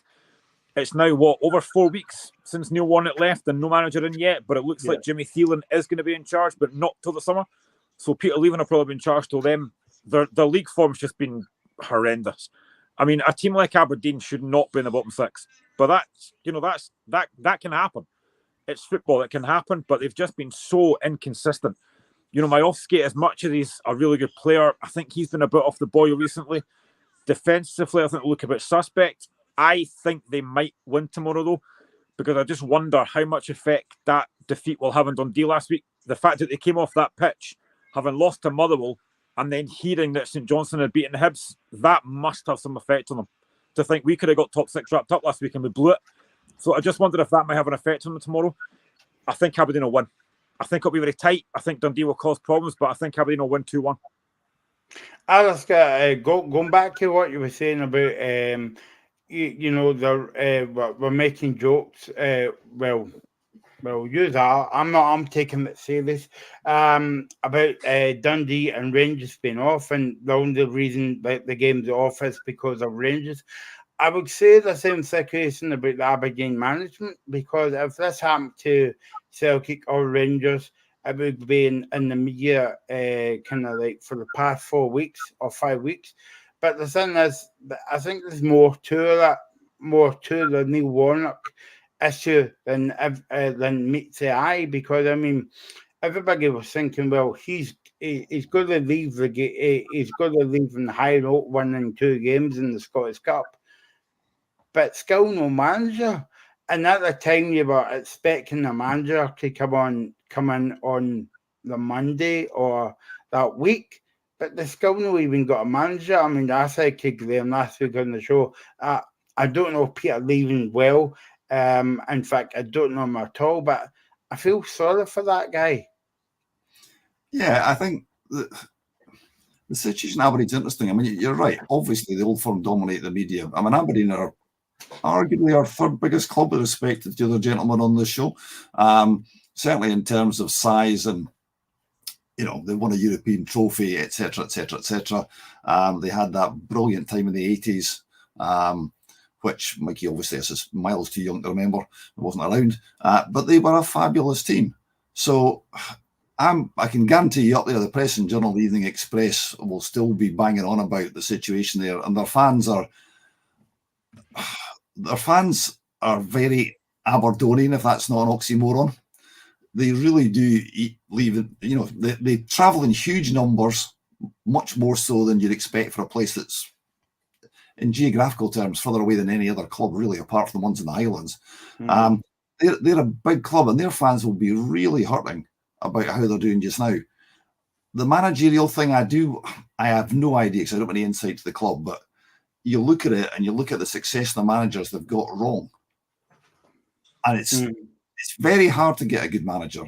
It's not too hard to get an average manager, but to get a manager that takes you back and not improve, and then you've got all the media stuff about, well, give Neil Lennon the job, and then the airways go blue with Aberdeen fans phoning up Sports Sound saying, we don't want these guys. We don't want the guys you're telling us we should have.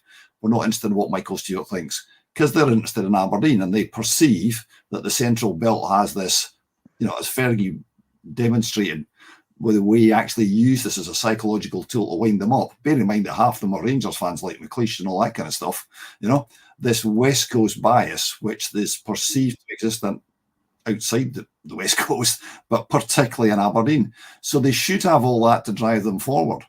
But they've just made a mess of it. And if I was sitting, I think I've correspondent of the Aberdeen Historian, but I'd love to know their take on this. How do you write up this period of Aberdeen's history? You probably couldn't do it just now because it would be too fresh and too raw, and there'd be too many things you couldn't actually say. I suspect there's quite a lot of, as you've hinted at, Michael, disturbance behind the scenes there. Alistair, can I just quickly ask you, I don't know if you saw this or not, but have you seen the Aberdeen statement in relation to the VAR incident last week? I have, yes. What did you make of that? I can see where they're coming from. It's on two levels. One, I could be cynical and say it's deflection. It's convenient from that point of view. It gets you out of jail with your fans because it wasn't your fault. Well, actually, it was your fault because you should have won the game because you're a better team. I think the whole thing about VAR is, I'd love to see it coming to a head. We're doing a survey just now. If you know anybody who supports lower division teams, go onto the SFAC website. We're asking lower division team fans, would you like to be promoted and have VAR? And I'm not giving them any trade secrets. The survey's not finished yet, but there's a huge majority are saying no, we absolutely, it's the one thing that puts us off being promoted is VAR. And it is, I'm sorry, it's ruining the game. It is absolutely sucking the joy out of the game. And I think Aberdeen, they're not the only people. Saints have been to Crawford Allen as well with complaints. Every single club can cite instances of where they think VAR has been wrong. And it is destroying football for fans, in my view. So, I saw it. I think Aberdeen, it was partly good, politics deflection because it takes the heat off the game and the result. But actually, I think they're absolutely right. And questions, the response from the SFA in terms of, well, actually, no, we did the lines afterwards and it was okay. As far as I can see, they didn't at the time. And it's this lack of transparency. And most fans, I just did your guys' views before I head off, but most fans have got this, they would say that, wouldn't they? But we'll never know because we'll never get to see. Don't know what you think. Yeah. I agree to an extent, but I think that they got it right in the end. So I can see both sides of it. I can see, if you've not used the technology that you've brought in, then obviously there's something wrong with that. But at the same time, they've got the decision right. So, yeah. I mean, I've seen it on the TV. It's quite blatant. So was there even a need to draw lines in the first place? Probably. But, I mean, if they got the decision right, then I don't mind how they got there. That's just my view of it. I think it is a lack of transparency that's a big problem. I mean, Aberdeen's statement, I did agree with it a little bit, and I think it probably did need calling out. I thought the SFA's reaction to it was a bit bizarre, but as people have said, the decision in the end was right. I mean, you could see it on Sports Scene last week when I watched it back. I thought, yeah, he does look offside to me. So they did get the right call, but I can understand why Aberdeen have made the statement. The only thing I would say is that, again, going back to the surveys we've done, and we've had thousands of people respond to them, is that there's a majority of fans would actually put up with more wrong decisions than have the disruption that's caused by VAR. But now you've now got a problem, Alistair. If you take VR out of football tomorrow, then people will say, well, if VR was in, that wouldn't have happened. So it's a bad precedent, I would say. People would say that, but that was the case for most of football history, and we kind of got on with it. And VAR still makes mistakes. And the problem is all the referees I've spoken to have said is it will not stop where it is, because you will then get to a situation by which you say, go back to the famous Joe Miller goal for Celtic against Rangers in the Scottish Cup final. Roy Aitken took a throw in that wasn't Celtic's. They scored. Not covered by VAR. Is that fair? Thing is, as well, see if you look at it right, and I'm gonna go back to last week as well. I wasn't gonna, but it's just because it's fresh in my memory. But if you go back to the Celtic Rangers game last week, if you take VAR out, if there's no VAR there, then Celtic don't get the penalty for the blatant handball by Goldson, and Celtic don't then get the penalty for the foul on Silva. So, I mean, I think VAR does have its uses, but again, it's just the way that it's used. I've said the word before, I'm going to say it again and again and again. It's the lack of consistency. That's the problem. That's true, but the other problem is more fundamental than that, is that we all pay our money to go to a game to get on your feet when your team score. And that's the whole purpose for almost every fan that goes. You pay your 25 quid and you want to get to your feet and celebrate a goal, and now you can't.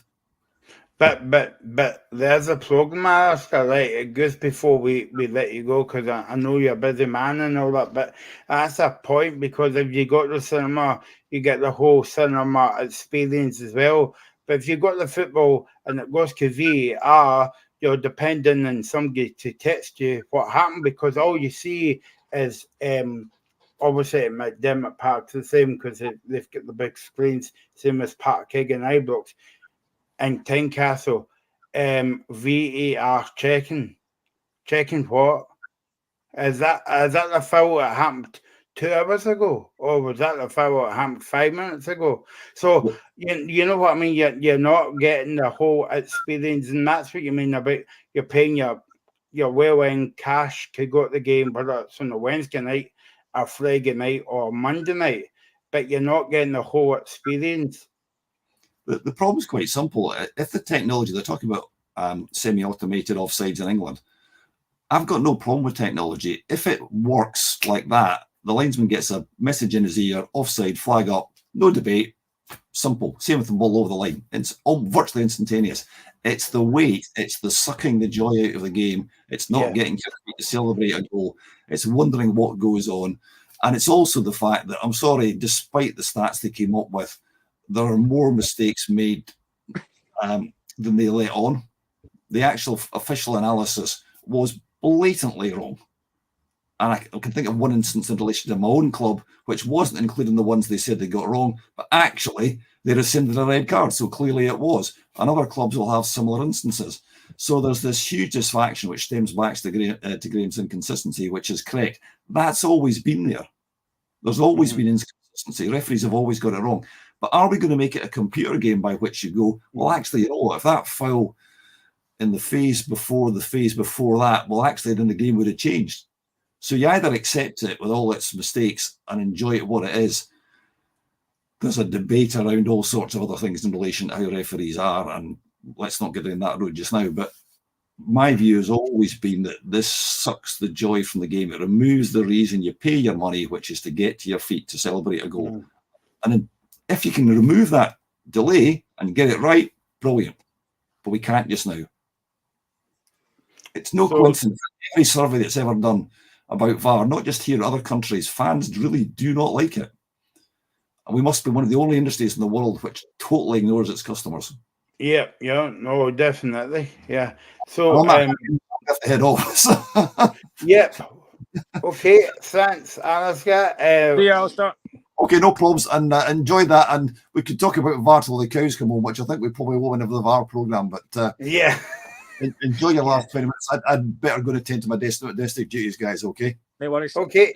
No bother. I actually, he raised a good point there, which I was going to talk about as well. I actually do like the fact they're bringing in that semi-automated thing for VAR. I think that's a good thing for offside, because still get offsides wrong all the time. I actually think bringing it to England is a good thing, and I hope it does get brought in here, because that along with the handball thing are two of the most contentious things there is. They need to get those sorted, and if they bring in the automated VAR thing, I think that's a good thing. Yeah, no, exactly. Back on to the game, Mikey. Aberdeen, give them any chances tomorrow, even though they're at home, or do you see an away win? As I said, I'm going with a 1-0 Aberdeen win. I just think that I just have one of those gut feelings where Aberdeen, they're not really playing for much anymore. I know they've obviously got the Scottish Cup, but yeah, it's just one of those games where I think Dundee, they've come off the back of, I guess, the huge disappointment last week and then the game getting cancelled. So it's just, there's a lot of bad press and probably quite a bad mood around the club at the moment. Just sort of like in the last week or so. So I can see Aberdeen capitalising on that. And there was a little bit of the positive news just with the new manager not being announced, but it's basically confirmed. We've heard a lot about it. So yeah, I think that Aberdeen will just it'll just be one of those games where they just come out with a 1-0 win. There you go, 1-0 win. And what about you, Graham? I think Aberdeen will win it by 2-1, but I do agree with Alistair though. This is a must win for Dundee. because I don't think they'll beat Rangers on Wednesday or whenever the game gets played next 2 years, who knows. But I genuinely think that game last week was massive. To be 2-0 up and not win it, you know, the thing is, see, if you don't win it, don't lose it, and they lost it. So I think tomorrow's a big game. I think they have to win that, because if they don't, I don't think they're getting top 6. There you go, and that is your Hearts. There you go, that is Aberdeen against Dundee. Talking about Graham's favourite subject, VAR. There's a show coming up in a few weeks' time. Hopefully get confirmed the dates and times next week. Also, next weekend, it's a busy weekend for us. We'll be on with you Friday, Saturday, Sunday.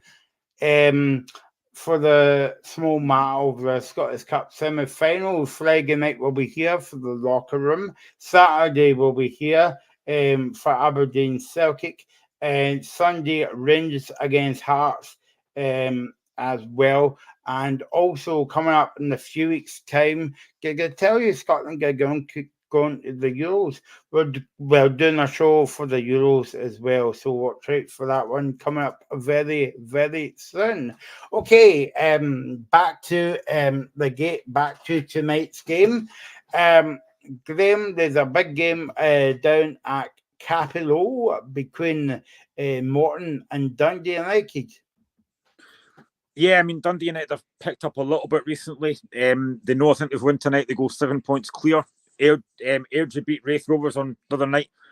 I thought Raith might have won that, but Airdrie are a good side, to be fair.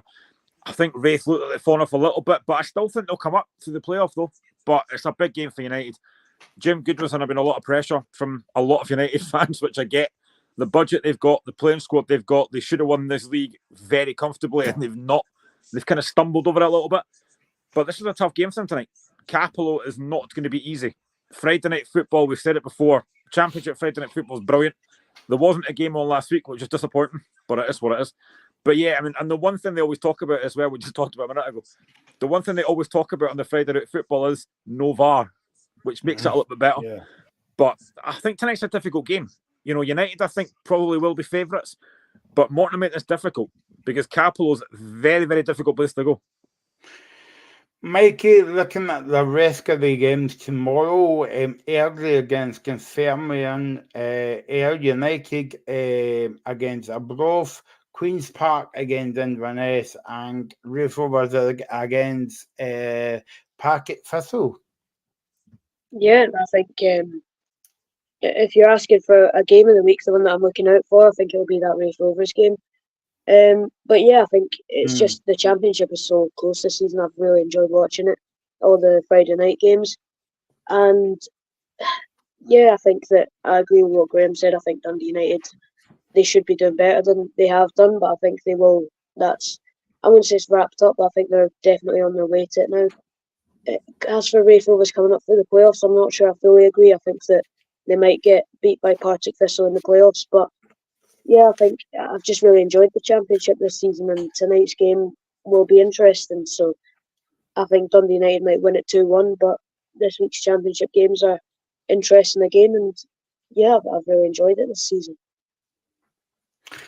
Graham, any games that stick out for you tomorrow? Dunfermline Airdrie. That could be an absolutely cracking game. I think that could be a cracking game. I've been really impressed with Airdrie this season. Play some really good football. I think Rhys McCabe's done a really good job. You know, they could potentially still come up through the playoffs. What a job he's done. He's a young manager. What a job he's done. Dunfermline again have picked up under James McPake. Again, he was under a bit of pressure as well earlier. I think that could be a really good game tomorrow as well. They could have easily shown any of those games tonight. But I genuinely think that's a big, big game. And I think Alistair asked the question earlier on about Livingston, where they could be when they go down. I've said it previously and I'll say it again. I think Livingston, when they go down, will be there for a while because the Championship is a very hard league to get out of. And as it's been mentioned numerous times by Alistair and Mikey as well, a lot of those players will leave because they're on loan. So I think Livingston will have to kind of rebuild that squad. Whether it's under Martindale or somebody else, who knows? But I think Livingston will be there for a while. I really do. Yeah, sorry, Mikey. Yeah, so can I just quickly come in and say, there's not that many players on loan at Livy. A lot of the players at Livy are out of contract in the summer, so it's the same sort of situation. But I think it's only Dan Mackay and maybe one or two others that are on loan.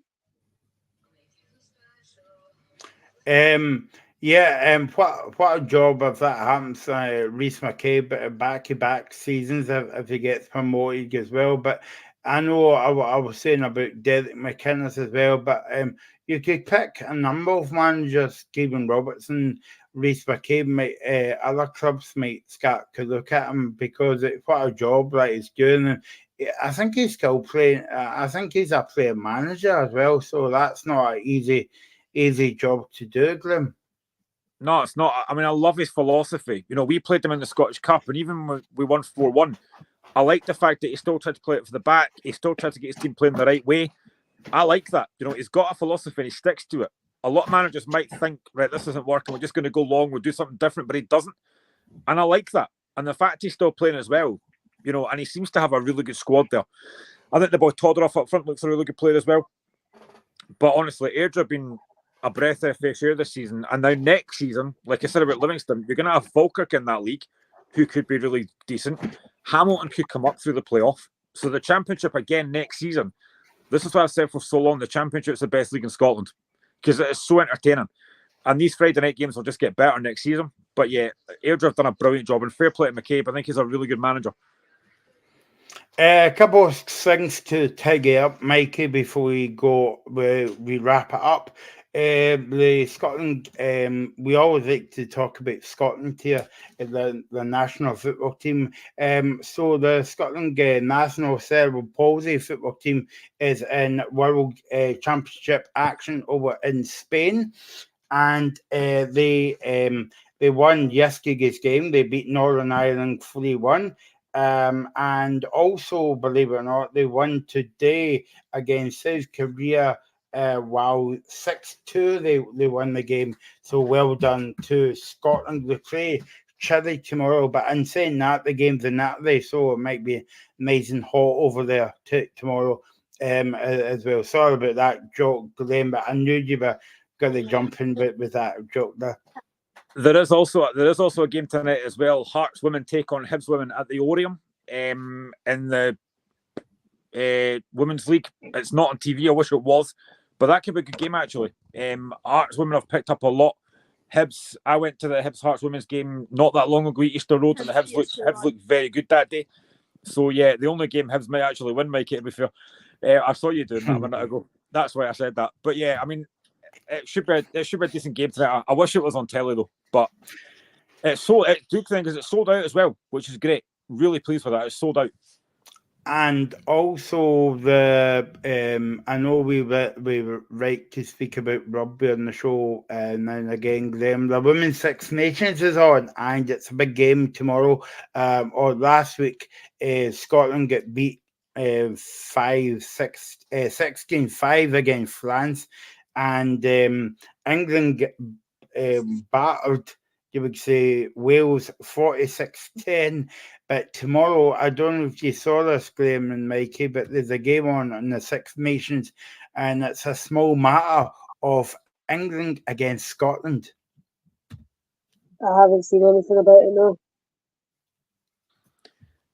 Yeah, I mean, if Scotland women can replicate what the men do and beat England all the time, then that would be nice. I think it'll be difficult, but you know what? Got to go with confidence. We know we can beat them, so why not do it again? Yeah, so that game is on. In fact, Mikey, when you're going, or maybe Graham, if you're before the game tomorrow, in fact, you won't make it actually. It's at 2:15, but the game's in Edinburgh actually. Against England, Scotland against Wales, and yeah, so that is the next game in the Six Nations. If you're interested in that game, by the way, it's on the BBC iPlayer tomorrow, and you can get highlights and reports on the BBC website. So there you go, Graham. But yeah, I mean, it's very good for Scotland because this is Scotland is a kind of like fairly new team to the Six Nations. So it's good to see. Yeah, they'll only get better with experience. You know, the longer you play in these competitions, you do get that experience and you will get better. So, you know, for a first season, it's good for the women's game as well. And hopefully as well they get, I don't know what the crowds are like, but hopefully they get a decent turnout for these games as well. Mikey, there was news today about the Commonwealth Games might be coming back to Glasgow for the 2026 Commonwealth Games.